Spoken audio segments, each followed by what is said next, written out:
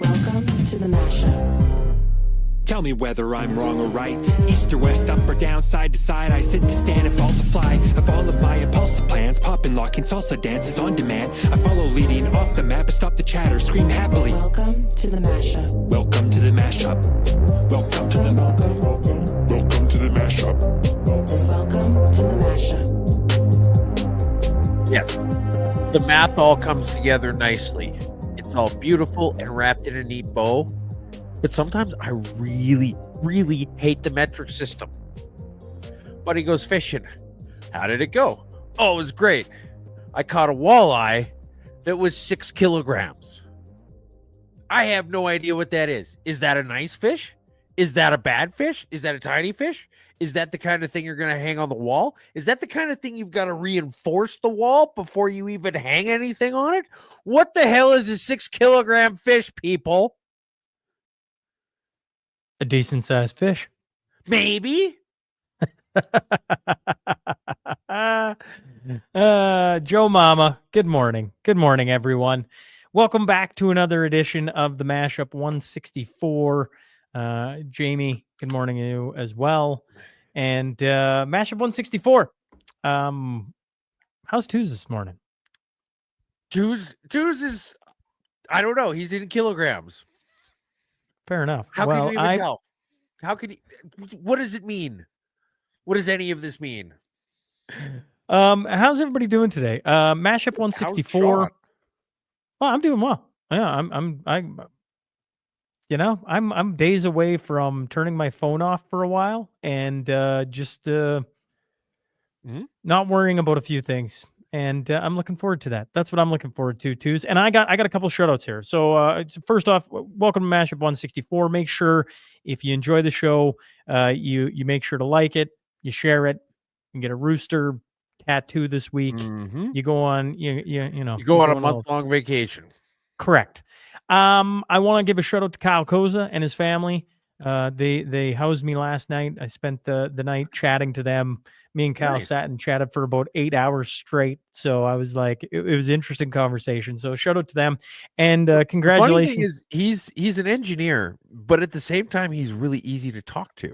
Like, yes, you say to somebody, well, that's exactly it. Like right off the bat, you say, I had an 8-hour conversation with somebody. You're like, what?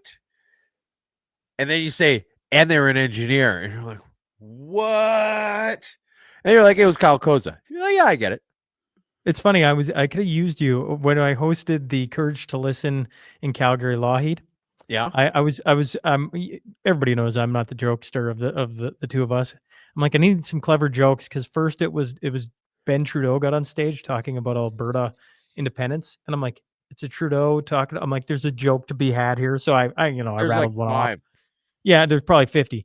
And so I got a chuckle. And then right after him was Matt Ehret, a guy from Quebec. So I'm like, oh my God, there's another joke here. I know there is. I should have been texting you. And then they were followed by Mitch Sylvester. And I'm like, 2 Quebecers followed by like a guy who owns a sports/gun store. I'm like, there's a joke here. Where's Tooz? Anyways, you would have been having a field day on that event. Yes. Well, I was sad to have missed it. I worked till like 7 or 8 o'clock. Well, at the day job all week, let alone the other day job. So yes, I didn't make it to the Teddies. I didn't make it to that. There was another Pets' event. Heads are falling off. Yes. I want to say congrats to Gabby as well. That's Kyle's daughter. She's graduating this year, and they're having a big old party at their place. So they were kind enough to put me up as they're like prepping for graduation. So congrats to Gabby on graduating from high school. I'm sure she's got lots of interesting things ahead of her. And then shout out to John Rankima and the boys at Phoenix. That's where I'm sitting today. I'm in Edmonton doing the Mashup live from here. So yeah. And then I thanks to them putting me up. And then I want to show this. Okay. So Tooz is always ragging on the dairy cartel. Yeah.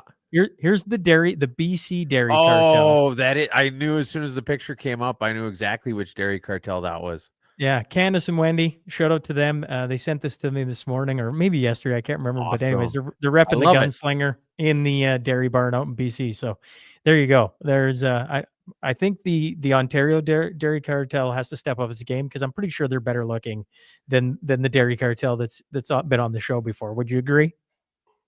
Yeah. Well, sorry, which one is better looking? These two compared to hands down, the hands down. Ontario DC. Although the Ontario DC did give us those dairy cartel shirts. True. Yeah.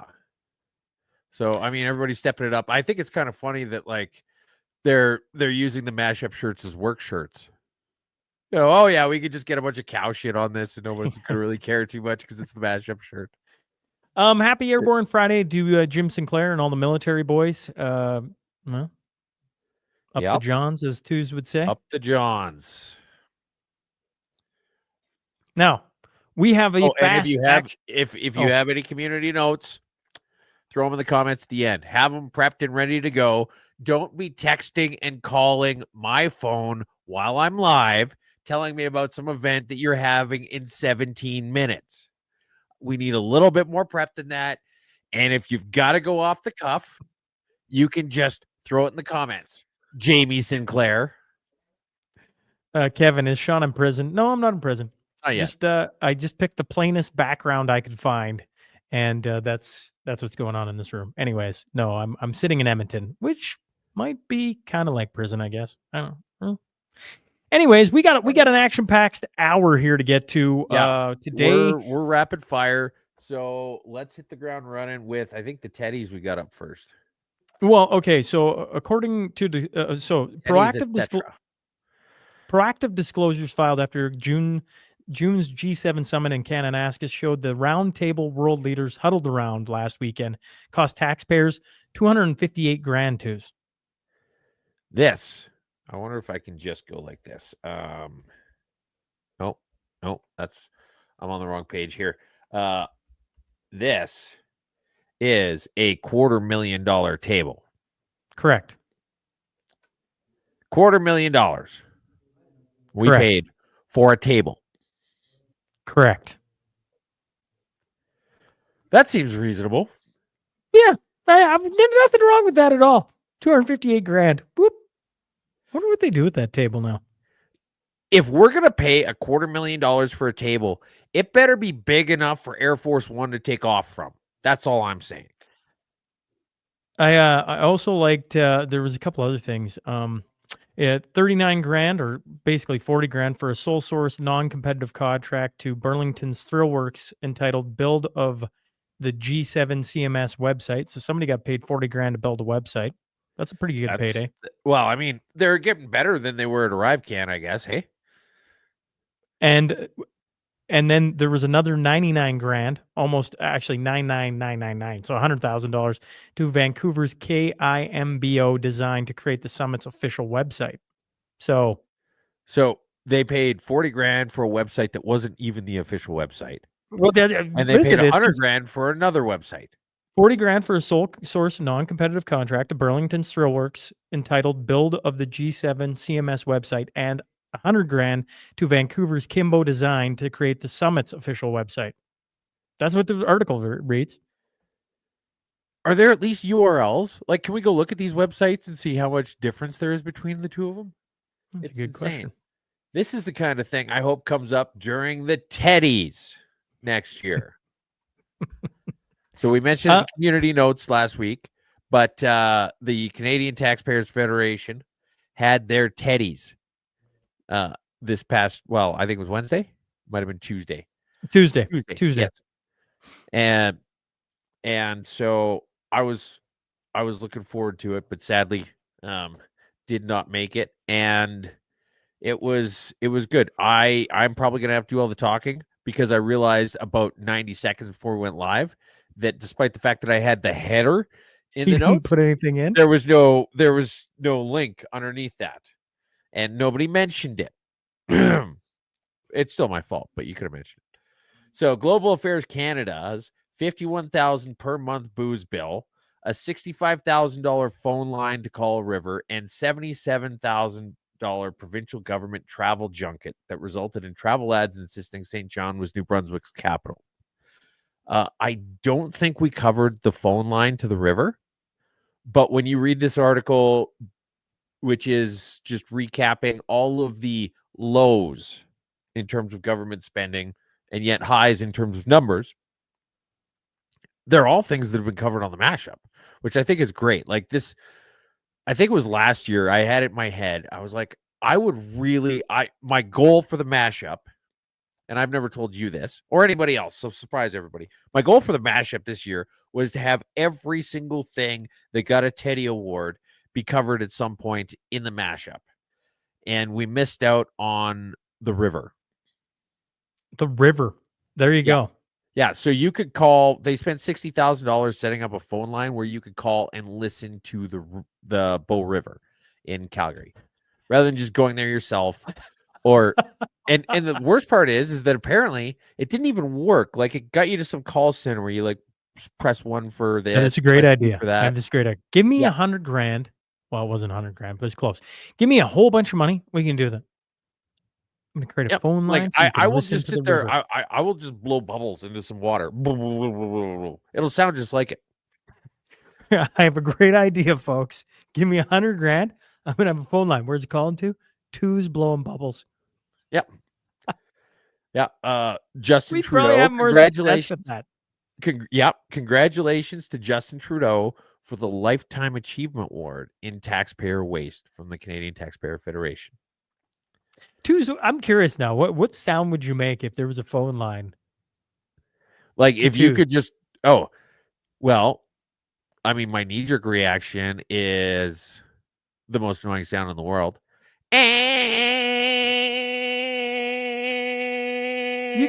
You said you were gonna blow bubbles. Now you're doing the most annoying sound in the world. Well, you asked me what I would pick for a sound. All right, fine. Okay. What would you do? What would you? What would it just be like? The sound of you? I don't know, combing your hair or something.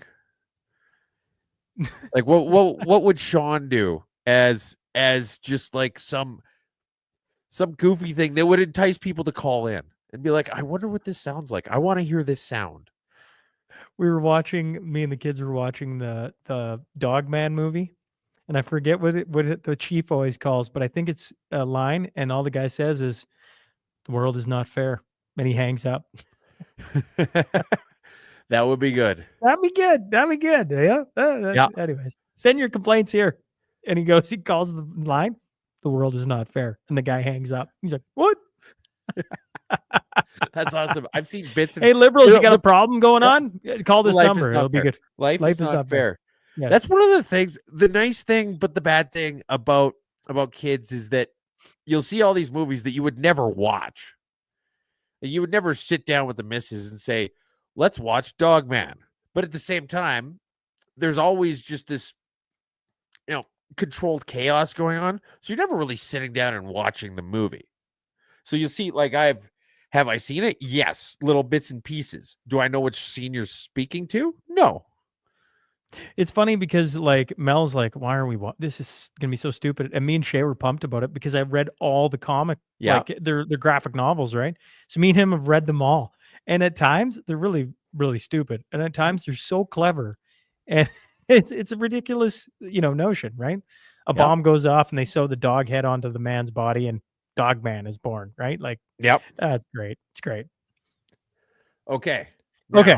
Next, Alberta Premier Daniel Smith says the public desire in the province to quit Canada has never been higher. Speaking Thursday to reporters in Calgary, Smith said Albertans feel deeply frustrated and angry with Ottawa. She quoted, "If Ottawa wants to work with me to cause that separatist sentiment to subside, then we need to materially address the 9 bad laws that have created the negative investment climate," she said. Yeah. Now, the interesting thing is that, and this is always telling, is, she put her 9 theses up on the church door, right? It said, this shall not continue. We got to fix these. You shall not pass. Yes, carry on. Yeah. Nobody's really addressed them and said, well, actually, I disagree with this, and here's why. I disagree with this, and here's why. It's sort of this generic, Albertans are jerks. And why are they jerks? Presumably for pointing out how the rest of Canada is being a jerk. Because if there's one thing people, especially in Ottawa, hate, it's when they get called on their shit. And it would be interesting I would love to see Mark Carney go line by line through those 9 items and either justify why they're there or agree with them that they need to be changed. To keep going with different movies, Taken. Good luck. Yeah, good luck, Twos. Yeah, like good luck with that one. People are really angry. NDP leader Naheed Nenshi says separatism talk turning voters off conservatives. Yes. So Sun Tzu, Art of War, Art of War is probably one of the when you think about how things have aged poorly, that tweet aged poorly, or that movie aged poorly, or those special effects. Sun Tzu, what, 3,000 years old? And everything in there, you're like, yep, that still tracks. Yep, that still tracks. That's still bang on. And so he is simultaneously telling whoever's still listening at this point that the UCP trying to address the sentiment of separation is turning voters away from the conservatives. And at the same time, he's issuing statements telling her to knock it off. One of the main things of the many main things in Art of War is that when your enemy is making a mistake, don't stop them. Let them continue. And so he is saying they're making a mistake because they're turning off all these voters by flirting with the separatists. And at the same time, he's saying, stop flirting with the separatists. So is he lying or stupid? Are you saying the NDP are not a serious party? Is that what you're saying? Well, Sean, I think we got a banner for that. I think that we have said it so many times that we have it embedded into the show format where I can just push a button and we can bring up the fact that the NDP are not a serious party. Well, the NDP becoming irrelevant. A former Liberal vote partner told Commons Friday, New Democrats are becoming more and more irrelevant for the simple fact they are not putting Canadians first. Well, they're not really putting anybody first aside from the unions and, well, not even the unions, the union leaders, and calling for a bunch of dumb shit. Like here's another perfect example. Ontario NDP renews calls for tenants' rights to a cool home amidst heat wave. They're saying that it's air conditioning is a human right. So like before air conditioning, like before Freon was invented, before compression, like before any of the technology that allowed for powered refrigeration existed, was this still a human right? When did it become a human right? How human, like, was there a transitionary period? Like, if it's a human right that every human is entitled to, give us some details, give us some specifics on this, right? It's crazy. Like, you can just call anything a human right. And if you call it a human right, then that's it. Everybody has to do it. Like, showing me your boobs is a human right. So now everybody has to, right? Like it's insane. It's the same thing like with separatism and splitting the vote. Going back to Nenshi, there's 3 by-elections in Alberta last week, including one in Olds Didsbury, 3 Hills. And the Republican Party got 18% of the vote. And I would say that is 18% of people who are just flat out separatists, like single issue voters. Because I don't think they really talked about anything much other than that. So you've got 18% are single issue voters, but then there's still a few people who probably think that Danielle Smith is doing a decent job of furthering the cause. And then there's also a whole bunch of people who are scared of vote splitting. Now, when it comes to by-elections, you don't have to worry. Like, even if the UCP had lost that, the balance of power wouldn't have shifted. It's not like they were down to 1 seat majority. By-elections are a perfect time for you to vote for whatever is bothering you. If you have a supposedly pro-business party who installs a bunch of stupid legislation into the industry that you're trying to break into and causes you a lot of needless cost because they're somewhere between lazy and stupid, you can vote against that. For example, if you had a vape store in Alberta, you could vote against that. If you want a further separatism, you can vote for the separatist party. And people don't really realize that by-elections are the perfect point to zero in on what exactly you do or do not like. And so one of the problems though, is that everybody's so scared of vote splitting. What happens if the vote splits? Well, there was 4 candidates in there. So if you just split all of the UCP votes exactly evenly amongst the other 3 candidates, they all still would have tied for first and NDP would have been last. So mathematically, it can't happen. But you can say whatever you want. You can do whatever you want as long as you put vote splitting at the end. So, Sean, you're on vacation. Kids are in bed. You're up late with the missus. You're starting to feel a little amorous, but maybe she's not into it. Like, sorry, not tonight, honey. I'm tired. I have a headache. You're like, but don't you care about vote splitting? You can say whatever you want as long as you put vote splitting at the end. And there is a certain segment of the population in Alberta who would just be like, oh, well, yes, let's do this. Whatever it is. I'm gonna say that to Mel, and the look on her face is gonna be like, what? You'd be like, well, I don't know. I was taking relationship advice from twos. No, I'll never do that again. Sorry, hon. I don't know what I was thinking. But it might work. It might work. And there's a certain segment of the population who you throw that out when they say that I'm tired and I have a headache, and they'll be like, okay, new pickup line at the bar. Game time. Vote splitting. Game time. And you're gonna be lying there afterwards and be like, was it my birthday? Canada's youth job market slumps most among major economies. Over the past 2 years, unemployment among 15 to 24-year-olds in Canada jumped 3.6 percentage points, the sharpest increase among the 25 largest economies in the Organization for Economic Cooperation and Development. Yes. So again, we are the worst. It's not just one thing. It's not just a couple things. I mean, Tristan Hopper's whole book is based on this idea that it's not just a few things here and there. In every way that matters, Canada is dead fucking last. And it's all happened over the last 9 years. From the Globe and Mail, Carney's inner circle of aging white guys has the experience the Trudeau team lacked.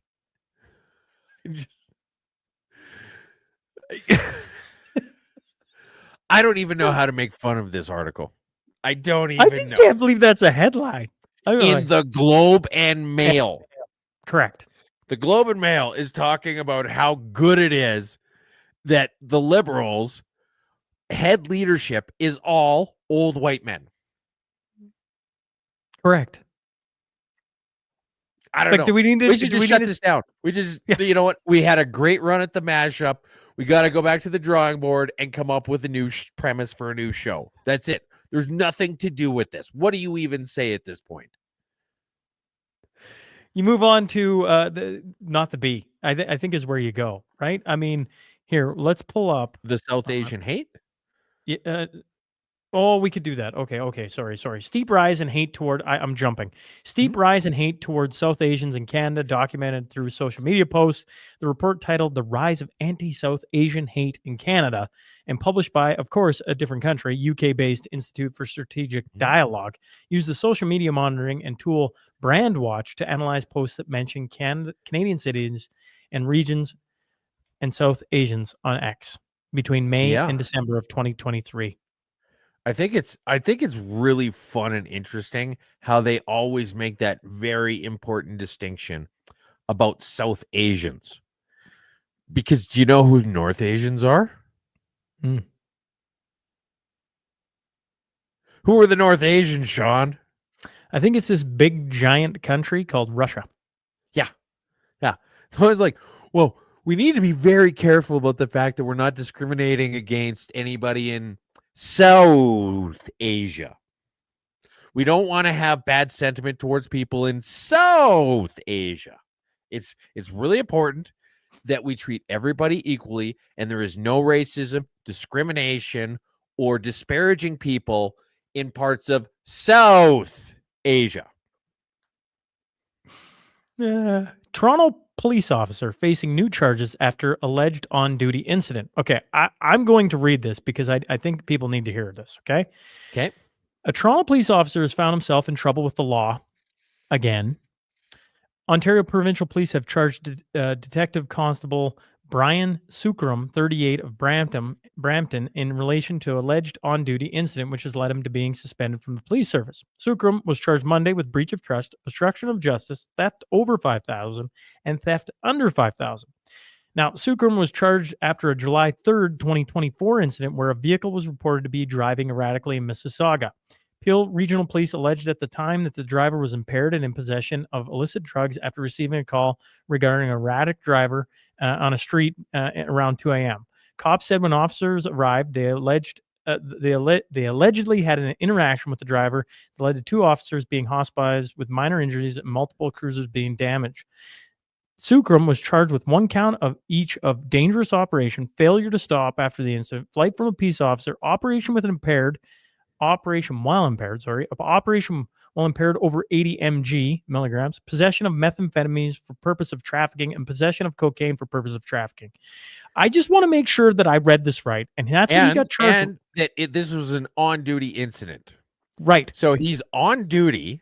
He's drunk or impaired. He's high on meth, driving around trying to sell drugs. While clocked in for the police. And gets caught by the police. Yeah. Runs from the police, and they still keep him in the police. Am I reading that right? Suspended without pay. Suspended. And here's the big thing is that he is now suspended without pay. There was like a 5-year investigation of fraud totaling hundreds of thousands of dollars, that there was a guy who got paid over $1 million while he was suspended with pay during the investigation. Tell me, what investigation needs to happen? You caught him red-handed doing everything illegal. I mean, isn't it just like you're done? You're done. Yeah. Yes. But this is unionized police forces in Canada. And so for him to be suspended without pay, him suspended without pay, Sean, from the cops. If this was 300 years ago in France, this is the equivalent to the guillotine. Suspended without pay for Toronto police is the worst thing that can possibly happen to you. The further I read this article, I'm like, who are they talking? I'm like, they're talking. Nope, there's his name. They're talking about this guy again. I'm like, this is wild. And suspended without pay. Suspended. It's capital punishment as far as these people are concerned. This is the worst thing that can happen to them. Ottawa. Okay, I just want to point out real quick, that Toronto Star article that we were talking about with the South Asian hate. I'm not saying that Toronto Star is becoming increasingly irrelevant, but I would like to point out that if you look at when we open up this article about the increase in South Asian hate, the top trending articles in the Toronto Star, numbers 2 and 4, are the Dear Abby.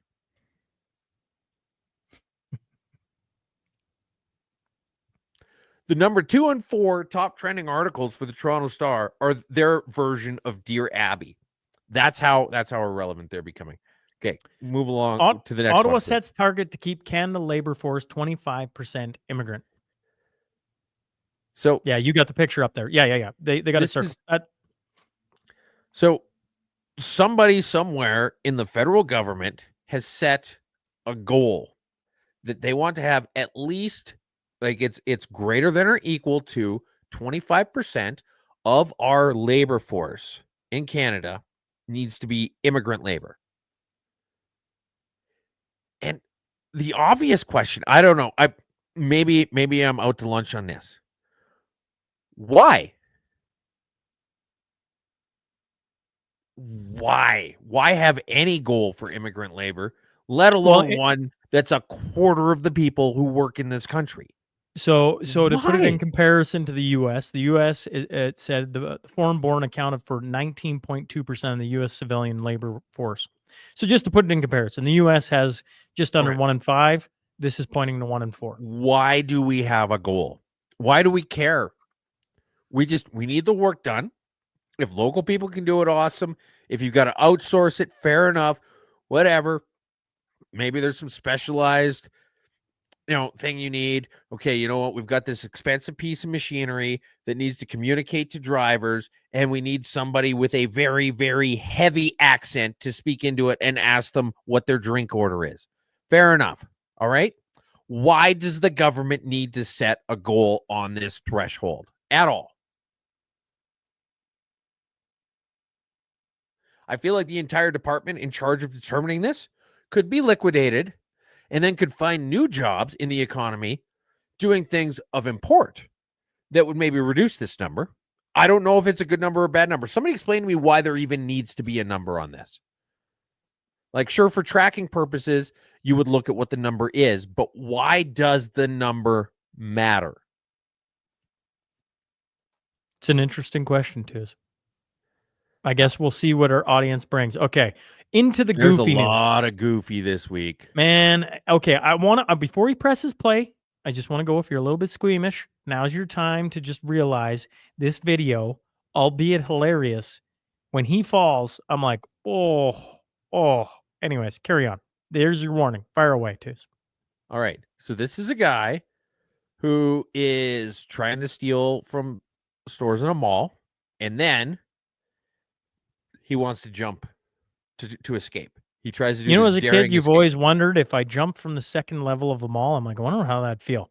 Pay attention. Yeah, but it's the West Edmonton Mall where you're Pay jumping into the water.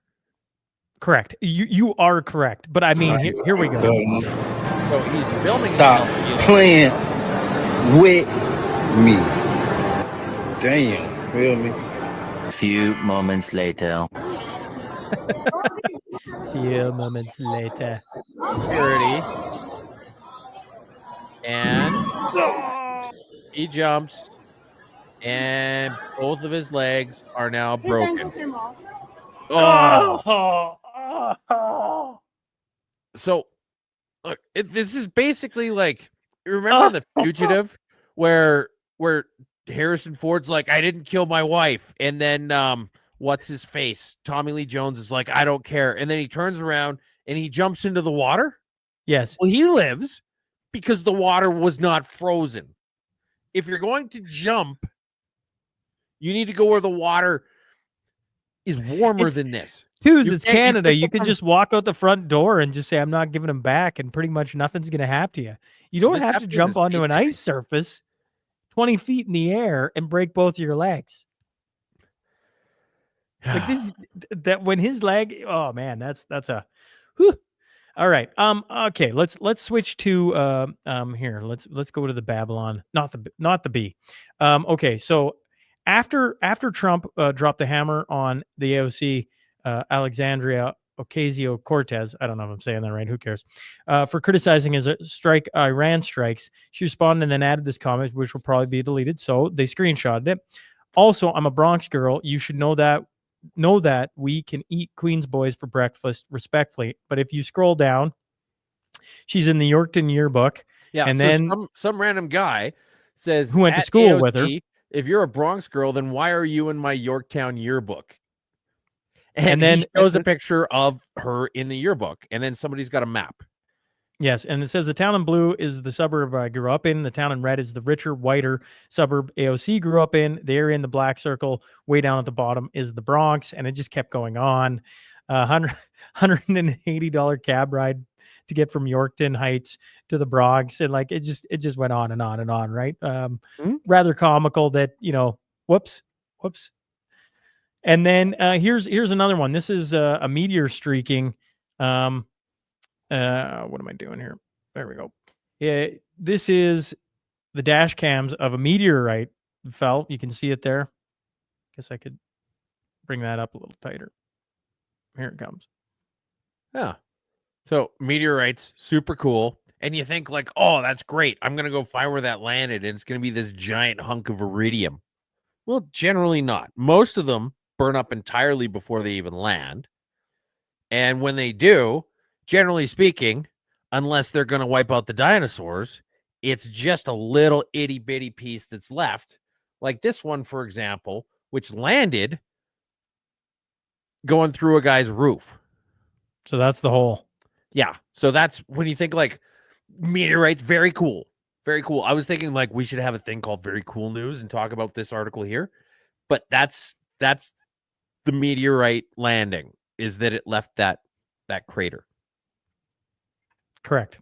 There you go. So that's a meteorite in hitting. Okay, polling. Here I'll pull up the poll, and then Twos can have his way with it. Here you go. Here's polling Canada. Those who say X makes them feel pride. Yeah. Canadian flag, 79%, hockey, 72%, military, 66%, multiculturalism, 63%, bilingualism, 61%. 61% of Canadians feel pride in our bilingualism? No, I'm wondering who the heck they're polling.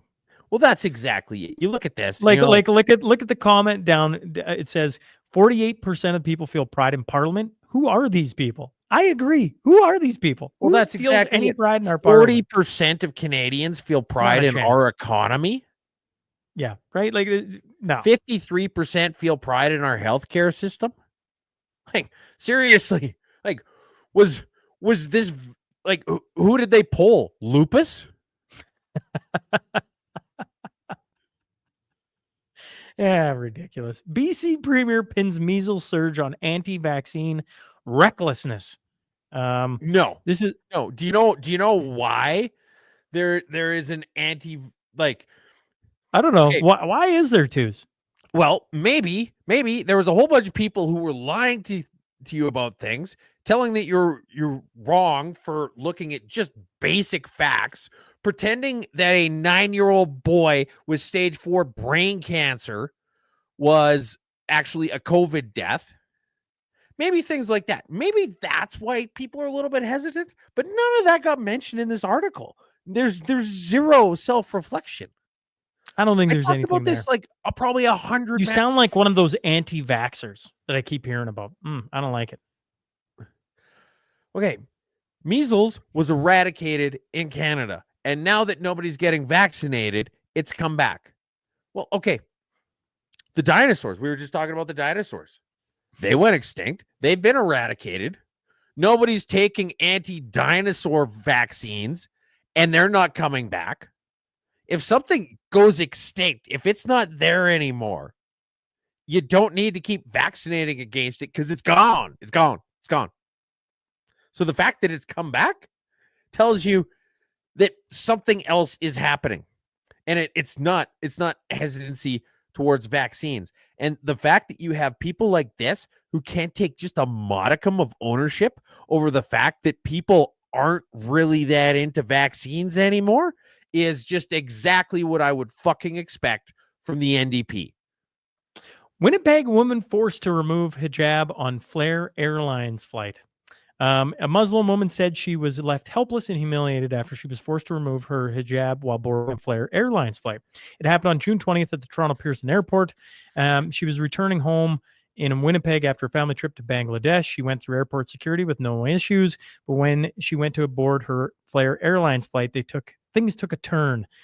They looked at the passport and screamed and said, "You don't look anything like your picture. What is this?" Said the attendant took issue with her mother's passport photo. It was taken nearly 10 years ago before she started wearing the hijab. And, it goes on and on and on. According to the Canadian Airport Transport Security Authority, you don't have to remove a religious head covering unless it causes an alarm during a screening. Even then, if a physical search is required, a private room should be made available. And then they went on to say, we sincerely regret that this experience left our passengers feeling disrespected. No one, Twos, should ever feel singled out or diminished while traveling. Ever. Look, interesting. In all fairness, the people who check you out while you're boarding are a little bit much sometimes. They're a little bit much. But imagine being the person. So you say, look, ma'am, this picture is a person not in a hijab who doesn't look anything like almost 4 years past when you weren't allowed to get on a plane, train, automobile, leave the country, pretty much scratch your own ass. Did anyone ever apologize to you? Did you ever get a nice little... We sincerely regret that was tough on your experience. No. We didn't force you to do anything. What are you talking about? Nobody's. You can Well, go that's a on and good live your point. life. I mean, nobody's You can making go her on get and on live the your life. flight. As Nobody's soon as it's making her take this a flight. religious head garment of a certain token, and I'm not against that certain token, all of a sudden it gets a write-up. I'm like, come on, get out of here. Get out of here.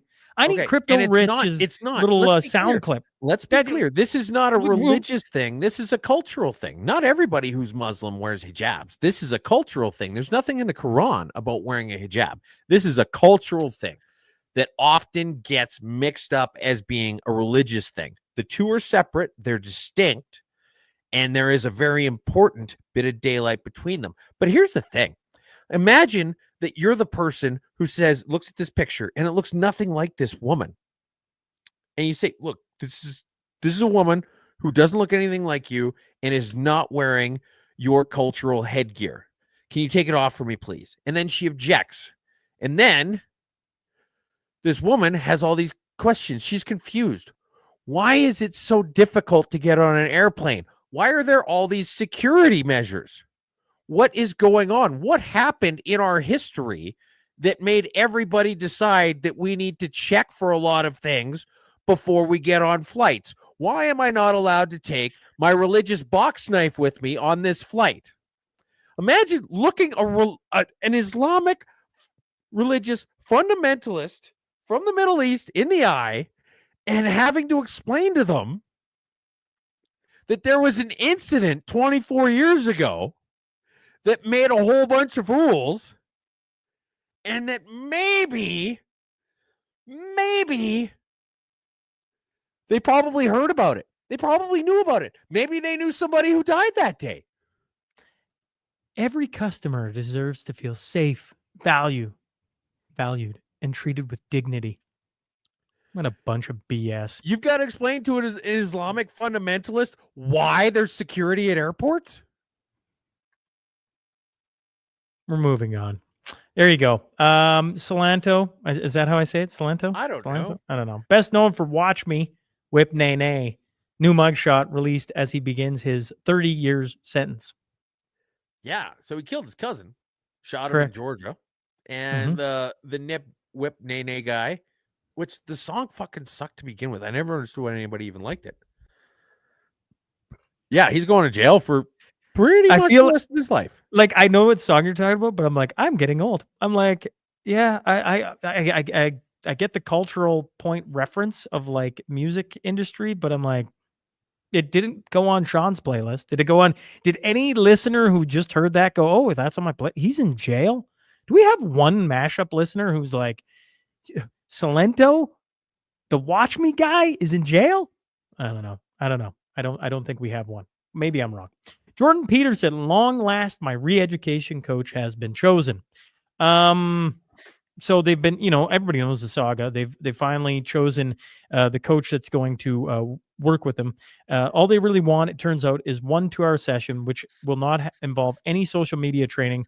This will be conducted by a man, one Harry Caton, a citizen of the UK who is neither social media expert, according to the college, and is definitely not a psychologist. His website portrays him as an internationally recognized advisor on professional regulation and governments.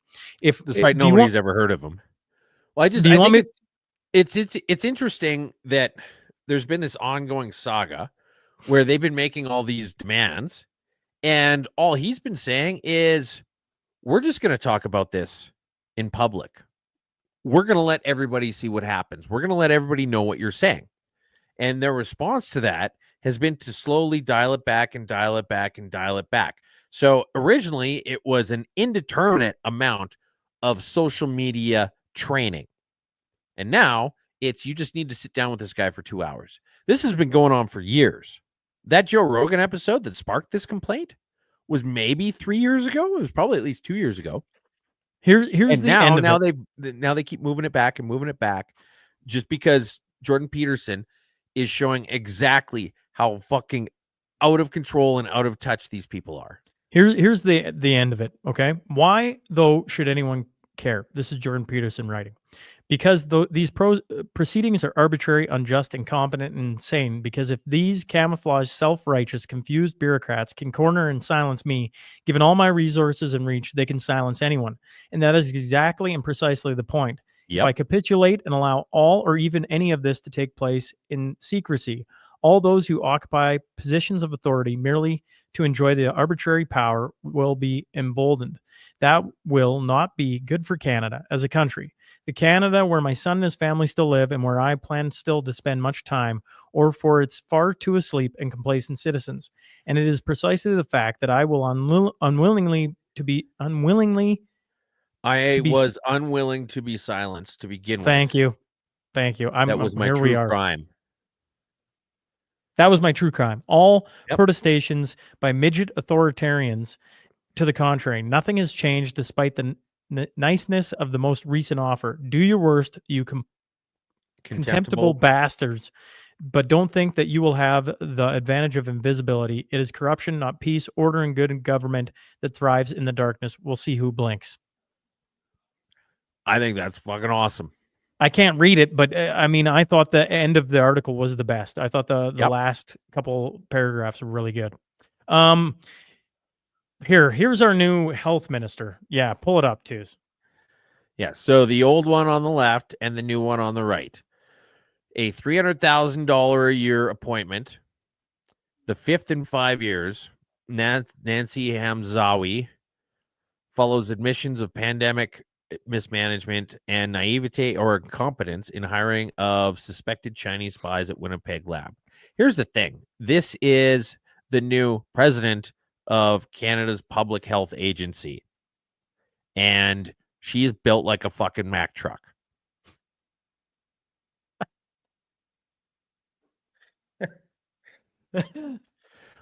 If you're going to be the head of an organization, why you that's so expect funny. to have some understanding of it.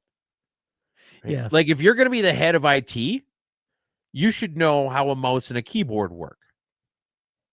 If you're going to be the head of, I don't know, border security, you should be able to point out the line on a map and maybe have an understanding of searches, seizures, questioning procedures, things like that. If you're going to be head of public health for an entire country, you should at least be able to pretend that you have a modicum of it yourself. I'm going to build a t-shirt that has the gunslinger hanging out the window of a Mack truck. I think that would be great. Built like a Mack truck. I don't know why that's so funny this morning, folks. But that was a great line, Twos. Every once in a while, you have a good one. That one I would take. Built like a Mack truck. Here you go. Canada's first beach cleaning robot rolls into Lake Survey Sikmo finds Park. Oh, we'll get to it. We'll get to it. Okay, all right. Focus on the article I got up. Focus on the article I got up. There's a robot. It's going around cleaning garbage. Your thoughts on it? The very obvious thing doesn't ever get mentioned. Which is? What are the issues around beaches in Ontario and the People pooping human on them? debris that's being left around? People pooping on them? The poop. It doesn't So it's a say big if it old can poop handle poop. scooper. Well, it It's a big doesn't old say if poop it can scooper. handle the poop. Is the So now poop we're going to gum mixing things up? Feces. It's spreading the feces across the beach.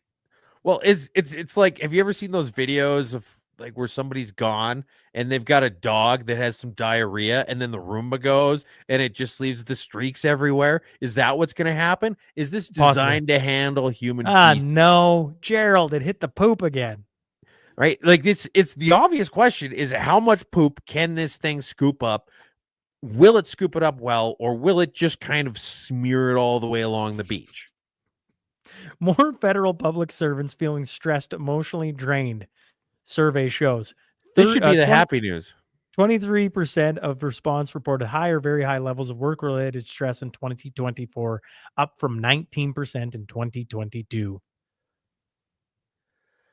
Only 65% said their office is suitable for job requirements. Isn't it interesting that it's not your workspace? Everybody in the government gets an office. When you've got unlimited money, this is what you do. Did you ever get an office in your career? When was the first time Yep. you got an actual office? The first time I got an actual office, I became field soup for a company, and they'd taken the break room and moved the break room into an upstairs spot, and then they kind of built 4 offices in there, and mine was right next to the washroom, and you couldn't really, it's not like you could hear what was going on, but because the toilet paper holder was on that same wall. I could hear it spinning every time somebody was spinning the toilet paper holder, and it was a great like this is a milestone, but it's definitely a stepping stone at the same time because I don't want to finish my career in a place where I can hear every time somebody's going number twos. Globe and Mail, the world is burning. Should we tell what our about kids? you? Oh, me? Right before I left the oil patch, it was the first time and only time I ever got on an office. Yeah. We always worked in cubicles, and actually, I didn't mind cubicles at all. Right? Like, I mean, like when you're a grunt and you're working in the oil field, and you got another grunt on the other side, you have lots of fun. We had lots of fun in the cubicles. Oh, yeah. But towards the end, I actually got an office, and Nice. it was fine. I don't know. I think it's kind of overblown. I don't know. Like, I assume if I had a corner office with big windows and overlooked the mountains and there's a waterfall and just like crazy stuff going on, I'd be pretty pumped about it. Like when I was in Jim Pattison's office and that view, okay, that's something to write home about. When you're in the middle of Lloydminster, Vancouver, right? Correct. Looked over the Vancouver Harbor. When I'm sitting in Lloydminster, no knock on Lloydminster, shout out to all the Lloydminster fine folk. But when you're looking out onto, It's not known for its vistas. Correct. You were correct. Okay. All right. There was a lot to unpack in this article, though. Like Globe and Mail, the world is burning. Should we tell our kids? Come on, we have 9 minutes left. Okay, You want to sit and unpack? The government are a bunch of entitled babies, and I'm surprised that so many of them actually feel entitled at their job, and that they're feeling stressed out is a good thing. Globe and Mail. The Globe and Mail, the world is burning. Should we tell our kids? So on a recent flight, yes, I know, in brackets, I told my 5-year-old daughter as gently as I could how the plane's effects on the earth, how the fuel burns would make the world hotter, and why we limit airline travel. I didn't talk about the fires, but I explained why we plant trees, why we don't eat meat, and why we drive an electric car. I mean, I can go on, but this is how soon do you tell your children the world is burning? That's what the article is about in the Globe and Mail. This is the same organization that put out this headline in the same week. Carney's inner circle of aging white guys has the experience the Trudeau team lacked. Pick a lane, guys. Thousands in Ontario still without power as heat warning enters third day of dangerous temperatures. And then if you read the article, are the temperatures? Then you read the article and they lost power in spots for 2 hours. Maybe a shade over 2 hours. And the article goes on. The guys are joking about it. They're like, yeah, like it was uncomfortable, but we just opened up and had a bubbly and they were still cool. I'm like, yeah, like, is a power outage? Like, I get it if it went out for a week, like, or 24 hours. I can start to, okay, well, the freezer. Ooh. But I'm like, I grew up on the farm. I know you did too. Yep. And I'm like, power went out all the time. And, like in hot days and rainy days and all the types of days. Yep. And life. Oh, I'm going to go play on the dirt pile for a while. You used to light the candles. You used to have a lot of fun in those days. Now they're like, oh my God, what are we going to do? The power's up. It's a huge deal. I mean, they were closing down swimming pools because of the heat wave. Imagine that. It's so hot out. It's so hot. We have to turn down. We have to close the swimming pools. And how hot was it exactly? Well, here's exactly how hot it was. Let's go to the scary weather thing of the week, which why isn't it popping up? Oh, here, let me. There we go. Here's the scary weather map of the week. Ooh. Toronto, with the record high heat waves that we've been talking about news headlines from for 2 weeks. They had power go for a couple hours. People had to drink sodas. And they were closing down swimming pools. 34 degrees Celsius. Our thoughts and prayers go to everyone affected in Toronto. Okay, next one. Canada's Justice Minister, just when you thought it couldn't get any more ridiculous, Canada's Justice Minister says he's open to adding femicide to the criminal code. The term broadly refers to when a woman is killed by a man. Yeah. I didn't know this. So this is crazy. This is news to me. I had always just assumed it was illegal to kill women in this country.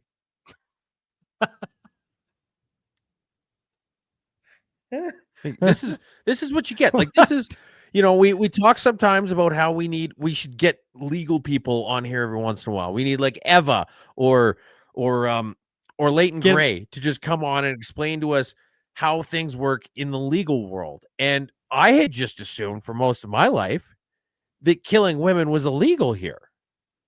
And so I'm not making any legal advice, but if any of you men out there have particularly difficult ex-wives or mother-in-laws or something like that, this might be something to just get some further counsel regarding. And if you're worried about whether it's going to be legal or not, as it has been established in Canadian law, you can just get high on crack beforehand and you'll be fine. to show the video of the vehicle where the road buckles. All right. Here we go.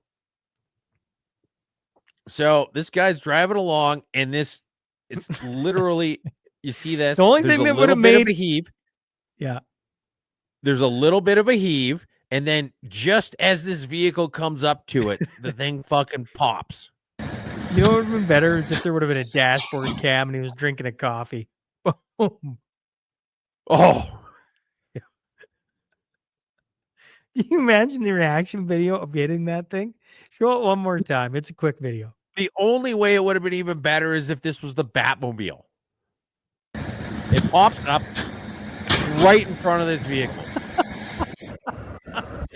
There it pops, and wow. Fully airborne. That'd wake you up. That'd wake you up. Oh, yeah. Oh, yeah. Like I said, there's n- lots of goofy stuff.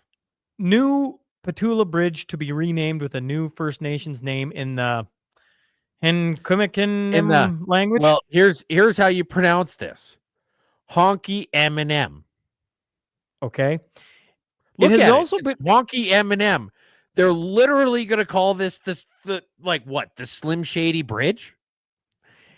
Read that. It says Honky M&M.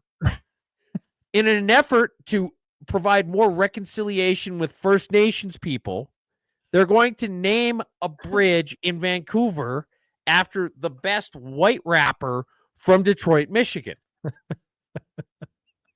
It literally says Honky M&M. For those of you listening, maybe you're driving or working out or something like that, I am not making this up. H upside down E N Q EMINEM. Honky M&M. Yeah. I guess we're just going to see more and more of this coming. Hey, like just more and more putting it into things that nobody can pronounce. Just nobody can pronounce. The Slim Shady Bridge. I'll see if that catches on. City receives 26 noise complaints on first night of the Escapade Music Festival in Ottawa. Councillor says some of the biggest artists in EDM took to the stage Friday night. It's the first time since 2013 the festival is being held on the grounds at the RA Center. Escapade was granted an exemption of city's noise bylaws and was allowed to play music above the normally allowed sound threshold on Friday from 3 p.m. to 11 p.m. And people, 26 Karens, lost their shit. 26 complaints in Ottawa.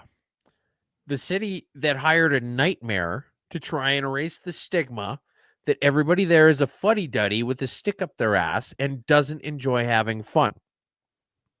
This is the city where a music festival, which was playing music from 3 in the afternoon until 11 at night and had to be under 65 decibels, according to the article, received 26 noise complaints. That nightmare doesn't seem to be doing a great job, Sean. No, he doesn't. Happy news. And this was after the years. Okay, well, we're running short on time, but yeah, well done, Ottawa. You guys are really rising above the stereotype. Happy news. As many as 5 speed cameras damaged this week, Toronto cops say. Why does not does this condone keep this showing up in the happy news? This is these typos. Like, look, why do you guys keep screwing this up? Jenkins, we talked about this before. You got to get your head on straight. The speed cameras being destroyed is not happy news. It's reprehensible. You guys got to stop doing this. I don't know if you're trying to be funny, but this is no laughing matter. This is no cause for celebration. Speed cameras being destroyed en masse in Canadian municipalities is a travesty, and we need to take it seriously. Sorry, Don I'm Cherry, just dealing with. Don Cherry says he's not retiring. Will definitely be back next season for another round of Grapevine. So we announced that he was retiring. He comes out and says, "No, I'm back." Mhm. And then Yes. we He's have unstoppable. where do I got to look? Where am I going here? To where's the Peter McCaffrey? You're looking at Progress Alberta. Yeah, there it is. Peter McCaffrey. The lefties at Progress Alberta have apparently run out of money. It's amazing how terrible the left is at running organizations when they can't just force people to give them money through taxes, isn't it? Yes. So our friends at the Progress Report have done a great job for years covering the news from perspectives that you rarely see in the mainstream press. No, those are exactly the perspectives you see in the mainstream press. They issued they created this completely redundant organization that was just, what if we tried to be a little more fucking insane in the mainstream media? And nobody was donating to it. The money dried up, and now Progress Report is maybe going to do a couple things here and there, but they're out of money. Community notes. This is capitalism. This is free market capitalism at work.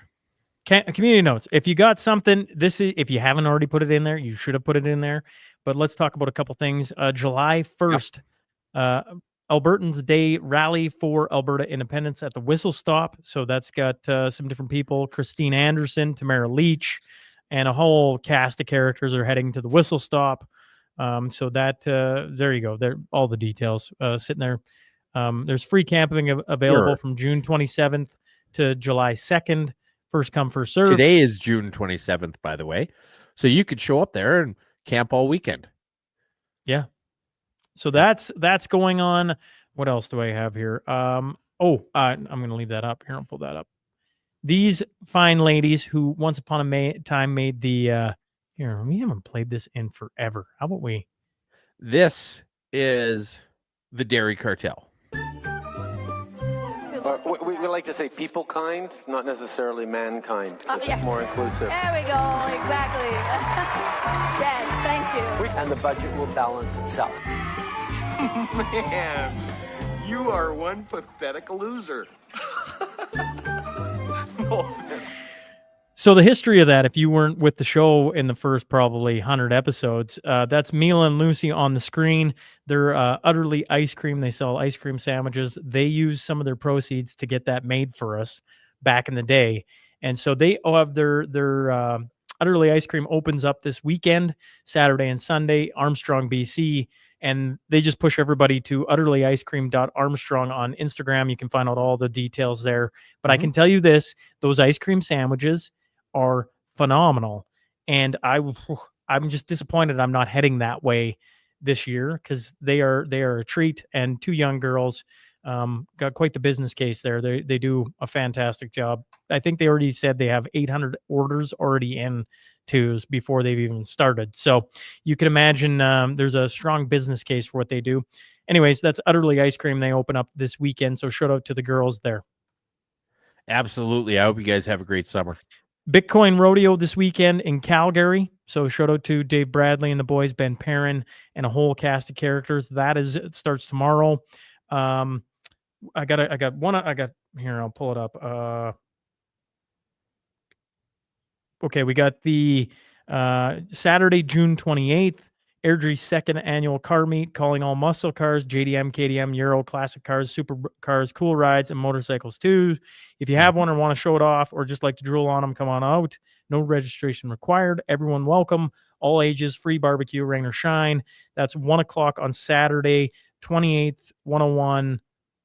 June 28th, 101 Highland Park Common Northeast. And it's hosted by Lift Youth Fitness. And then a second one, the Airdrie East UCP Day at the Races, Saturday, August 16th, Century Downs Racetrack and Casino. For more information, go to angelapitt.ca for that. Twos. Also, Kenzie points out in the comments, I'm sorry, I should have mentioned this. I dropped the ball on this. Airdrie Rodeo on July 1st. You know who's going to be team roping there this weekend?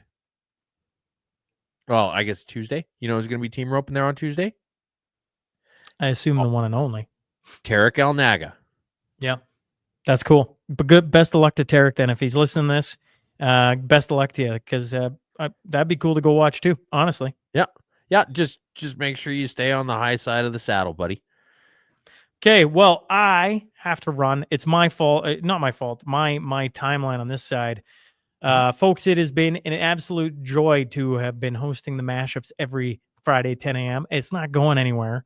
But for the next month, you will not see my beautiful face keeping this Yahoo in line. He's going to have some different co-hosts here for the month of July. So appreciate everybody tuning in. As always, we're here every Friday, 10 a.m. Mountain Standard Time. So please join Tues next week with whoever. I'm going to be watching with my feet up in Minnesota. I'll be paying attention from afar. I mean, it's fun because you were like, "Oh, well, do you want any help lining anybody up, or do you need anything with this?" Didn't take any of my help. You're going on vacation, so shut the hell up. I'm gonna take it. One less thing for you to worry about, and it'll be fun for you to tune in and see. Oh, well, who is it this week? Yeah, I got no clue. You know, the only thing we missed this week is the British guy. No, the Irish guy, the comedian. Oh, I didn't see anything from him this week. But I reached out to him. One of you lovely listeners found him for me, and I sent him a message on Instagram. He got back to me. He's going to come on in like August. So that guy is coming. I'm pretty pumped. That's going to be great. That's going to be great. Anyways, folks, I got to run. Appreciate it. We'll see you in August. Tues, as always, thanks for everything you do. Fine, folks. We'll catch up to you next Friday. And till then, Tues.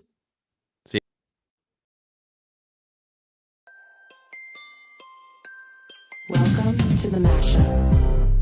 Tell me whether I'm wrong or right. East or west, up or down, side to side. I sit to stand and fall to fly. Of all of my impulsive plans, popping, locking, salsa dances on demand. I follow leading off the map, I stop the chatter, scream happily. Welcome to the mashup. Welcome to the mashup. Welcome to the mashup.